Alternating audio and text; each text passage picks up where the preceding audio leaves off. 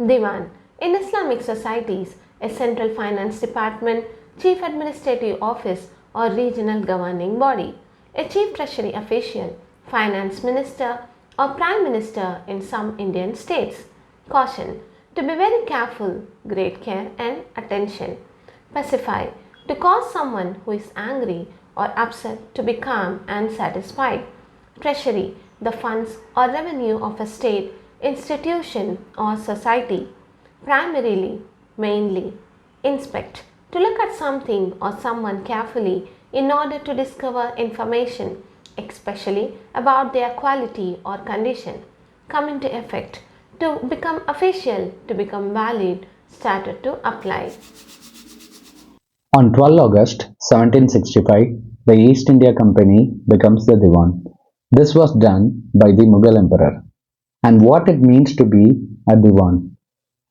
To be a Diwan means the company has become the chief financial administrator of the territories that were under its control. Now, the company took care of the administration of the land and used the revenue obtained from the lands to meet the expenses of the company. Though the company became Diwan and had some power, it was still very careful and moved with caution and dealt with those who were previously in power in a peaceful way. The company, in the beginning, didn't see themselves as a political power but chiefly considered themselves as traders. The company wanted to increase its revenue and buy cotton and silk at cheap rates. In the beginning, before 1765, the company imported gold and silver from England. That is, they got gold and silver from England and bought goods in India.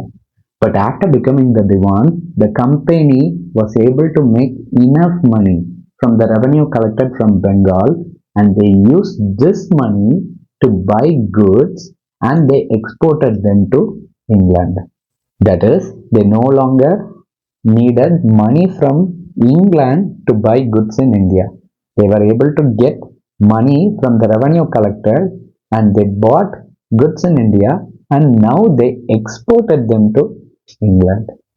And within 5 years, the value of the goods doubled. But the peasants and the artisans suffered because they were forced to sell their goods at cheap prices. And in 1770, as a result of all these, there was famine and it killed 10 million people. The famine in Bengal had a great impact on the economy. The company was worried that their revenue will be affected. So they introduced permanent settlement in 1793 and it was introduced by Lord Cornwallis to ensure that there was a regular flow of income for the company. Now the Rajas and the Talukdars were recognized as Zamindars and they were made to collect revenues from the peasants. The revenue to be collected from the peasants was a fixed price and they told it will never be increased in the future. And the company encouraged the zamindars to invest in improving the land, especially the agricultural lands. But there were several problems with the permanent settlement. The fixed revenue was very high and the zamindars who could not pay lost their position of zamindari. The zamindari who failed to pay the revenue were auctioned by the company. And the situation changed in the beginning of the 19th century because the prices in the market increased and the cultivation expanded.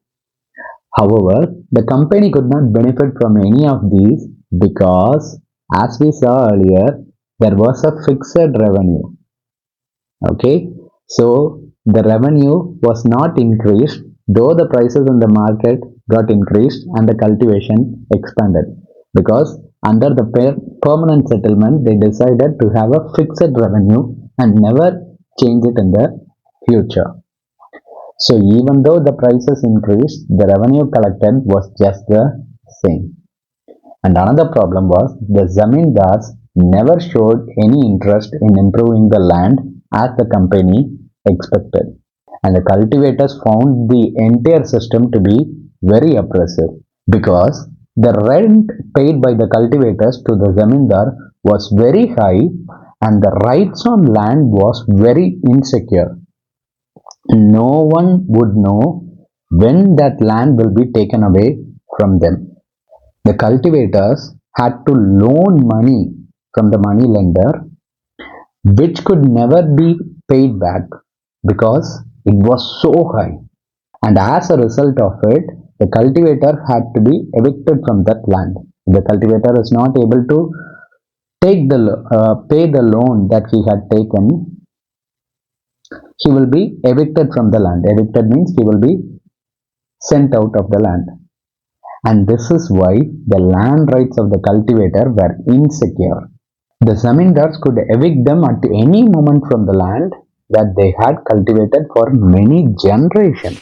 Now, to tackle all these problems, Holt Mackenzie established Mahalwari system in 1822. Collectors were arraigned and they went from village to village, inspecting the land, measuring the field, and recording them. And they also recorded the customs and rights of different groups. Each village now had to pay the revenue for the land they had. This time, the revenue was not fixed, it was revised periodically. So, it was not like previous time, it was not fixed. Now it will be revised periodically.